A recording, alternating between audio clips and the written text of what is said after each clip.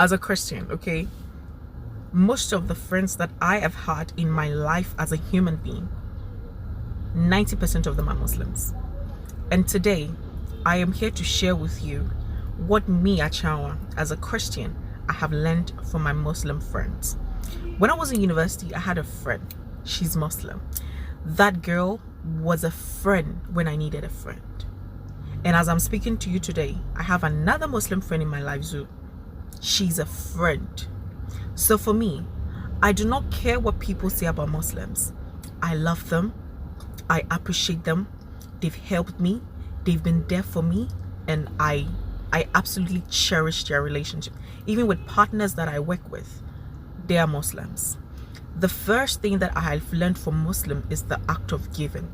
It's a sunnah, dua. Hey, I don't want to lie. See, Muslims are cheerful givers. They actually have a whole festival, which is a Salah, where they kill animals and give as offering. As a Christian, what I've learned from that is that I do not have to wait to give alms. Like every day is alms giving day. Number 2 is Muslim pray 5 times a day.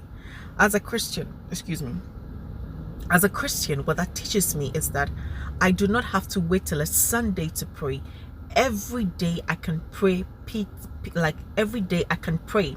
So for instance, when I sit in my car, I pray. When I go to work, I pray. I pray. But 3 years, they have taught me cleanliness.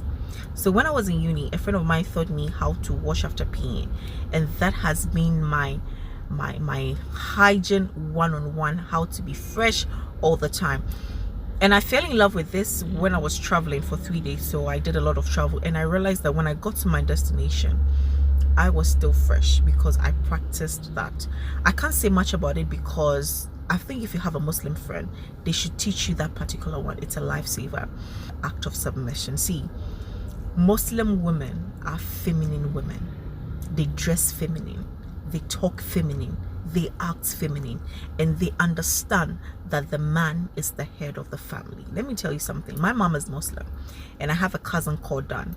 So one time we were sleeping on the bed, okay, and he has a separate bed, and my grandmother and I were sleeping on the bed. So my grandma got up, and he was supposed to sleep beside me. So I thought that I was the oldest because I'm older than him.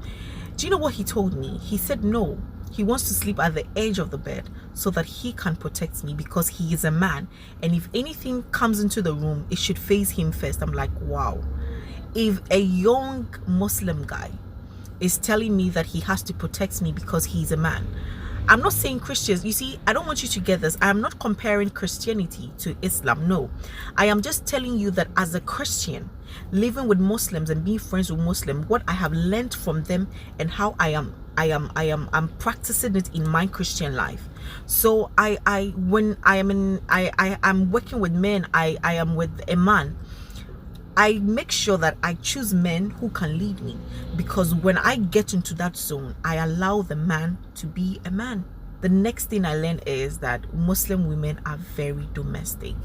They clean, they wash, they cook.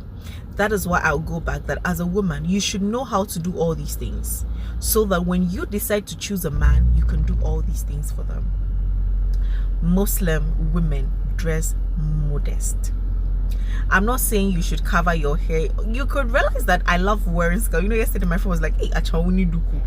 I love wearing skirt. Like, Muslim ladies have taught me that I can actually dress covered up but still look hot and sexy. Like, you are decently dressed and you look good. Another thing I learned from them is their level of honesty. See, their loyalty lies at one place and it doesn't change. See, my friend, when I was in uni, Carol, she was there for me 24/7. There are times that I'll do something, she would defend me outside, but when we come and say, you know, I have learned from them that their loyalty does not lie in 2 places. So as a person, I need to be loyal to one particular thing, and they would defend their religion at any time. You can never speak against the Quran. You can never speak against the Prophet Muhammad. SWT. I don't know what that means. You can never speak against the Prophet Muhammad and go scot-free. They protect the Quran and their Prophet with their lives. Last thing is, Islam is a religion of peace. They love peace and they spread love. So to all Muslims down there, I want you to comment Salaam Alaikum, Mashallah. Let me tell you, there's one thing I learned. Astaghfirullah.